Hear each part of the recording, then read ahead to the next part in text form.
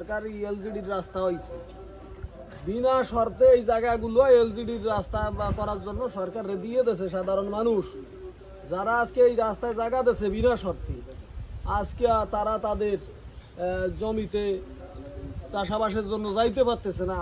বেনজির আহমেদ সে স্থায়ীভাবে একটা গেট দিয়ে দিয়েছে, সে গেট দিয়ে এলজিডির রাস্তা বন্ধ করে ব্যবসা করতেছে।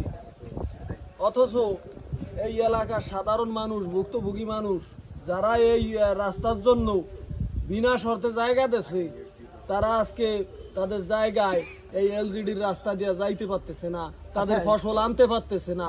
ঢাকা মহানগর দায়রা জজ আদালত শুনছি বেনজির আহমেদের বিরুদ্ধে যে প্রপার্টি আছে এই শাবানা পার্কটা বা অন্য অন্য আদার্স, এগুলো কোরকের নির্দেশ দিয়েছে। কোরক অনুযায়ী এখন সরকার বা সরকার পক্ষ এটা বুঝে নিচ্ছে, কিন্তু আমাদের যে সমস্যাগুলো এ বিষয়ে আমরা এখনো কোনো অগ্রগতি দেখিনি। যেমন আমাদের জমি জোর করিয়া দখল করে বালু ভরাট করিয়া শাবানা পার্ক দখল করিয়া আছে পূর্বেই, প্লাস এই যে এলজিডির রাস্তা এইটা স্থায়ীভাবে আটকাই দিয়া Shabana resort and eco park তারা ব্যবসা করে যাচ্ছে। অথচ আমাদের এই সাধারণ নাগরিক, আমাদের সেই সমস্যা এখনো রয়েই গেছে। আচ্ছা, এই যে রাস্তা, এইটাই কি এলজিডির রাস্তা? হ্যাঁ, এইটাই এলজিডির রাস্তা। মানে এই রাস্তাটা ওনার নিজের না?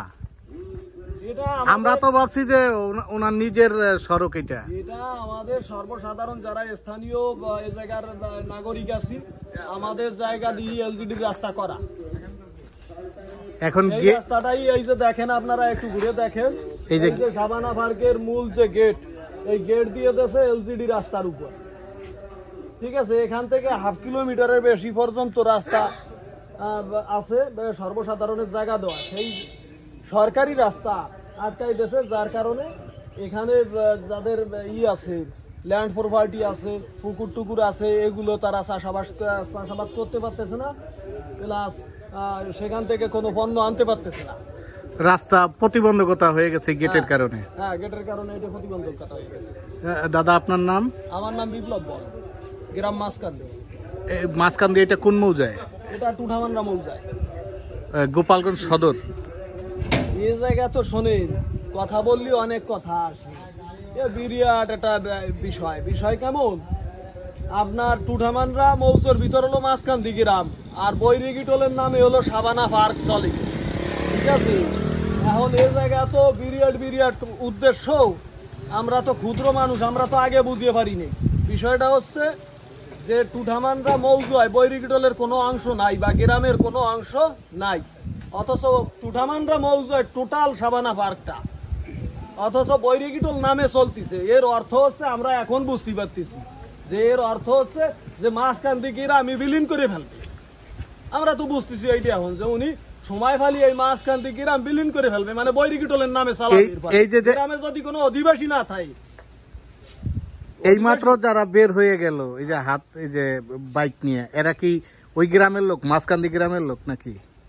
এখানে তো কারো, আমাদের গ্রামের কারো প্রবেশ করার তো কোনো বিন্দু মাত্র কোনো সুযোগ নাই। তাহলে এখান থেকে যদি ভুলেও কেউ বাহির হয়, আমি না দেখেও বলতে পারি যে তারা এ গ্রামের না।